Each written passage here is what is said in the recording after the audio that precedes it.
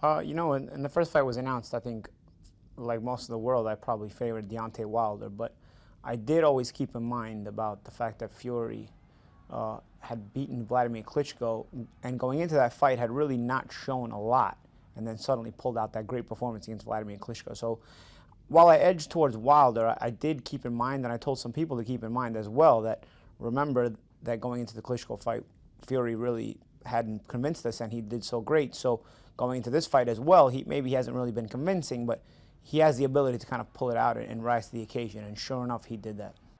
Just because you win the press conferences or you win the mental battle doesn't always mean you're going to win the fight inside the ring. It certainly makes for the conversation, though, and the topic to be brought up among critics and media and fans alike.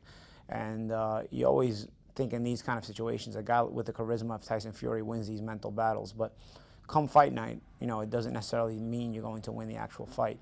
I remember after about round five, Floyd Mayweather was sitting inside the corral, and he kind of tapped me on the shoulder. So I had to take my headset off to kind of talk to him because I was on live TV.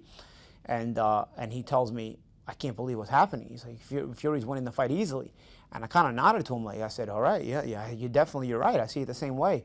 So at that point, I saw that outside of our broadcast team, people were seeing it that way, and I wasn't crazy, And so it got to the point where, yes, Wilder got himself into the fight a little bit with a couple of knockdowns, but it got to the point where you kind of started realizing the only crazy ones were the ones that didn't have Fury winning the fight.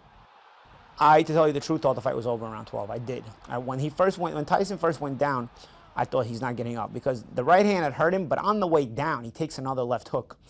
And I thought for sure that turned the lights off. He was already going down if Wilder didn't throw that final left hook.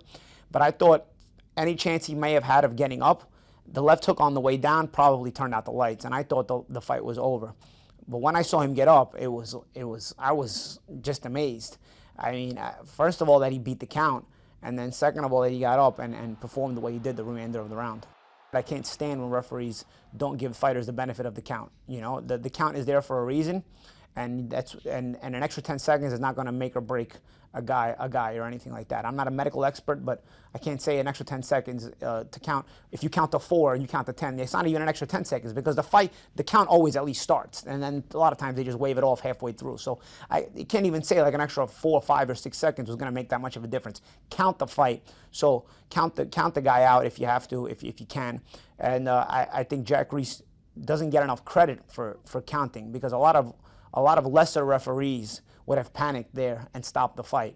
And instead, Jack Reese gave us that count, which Fury beat, and then ended up winning the rest of the round and showing us that he's also able to dig down and show that metal deep inside of himself. So credit to Fury for getting up and having the remainder of the round that he did. Credit to Wilder for showing us that self-belief and power late in the fight. And credit to Jack Reese for letting us finish a great fight the way it should be. I think even for Deontay, it was a shock to have to continue the fight because mentally, once you take yourself out of the fight and then suddenly you have to put yourself back in the fight, it can be shocking, and I don't know that Deontay ever got himself back in that fight because the remainder of the round was really a bad round for him the rest of the way. So I don't think Deontay ever put himself back in the fight because mentally he just kind of had an out-of-body experience and had left the fight already. Tyson Fury seems certain he won. I remember Ben Davidson coming over to our broadcast. Our broadcasters kind of looking at us like wanting a nod or a shake of the head, seeing which way he thought we had it because he'd been positive that they had won the fight. And I think pretty much at that moment, I expected most people to just think, that Fury had won the fight. I remember thinking, wow, this is going to set up some rematch because there was a mandatory rematch clause there if Fury wins the fight. And I remember thinking all the things that was going to make it such a great rematch clause because Fury was going to win the fight, but Wilder had taken something to take with him out of this fight, something very positive, which was he'd knocked him down twice, the second time so explosively that the fight had ended. I remember thinking there's so many ways to hype up this rematch.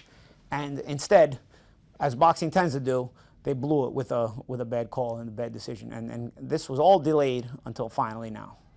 I think in the rematch, it's up to Wilder to make the adjustments. We'll see. I'm kind of curious about it because Wilder seems to think he won the first fight, which would lead you to believe that maybe he doesn't think he needs that many adjustments. We'll see.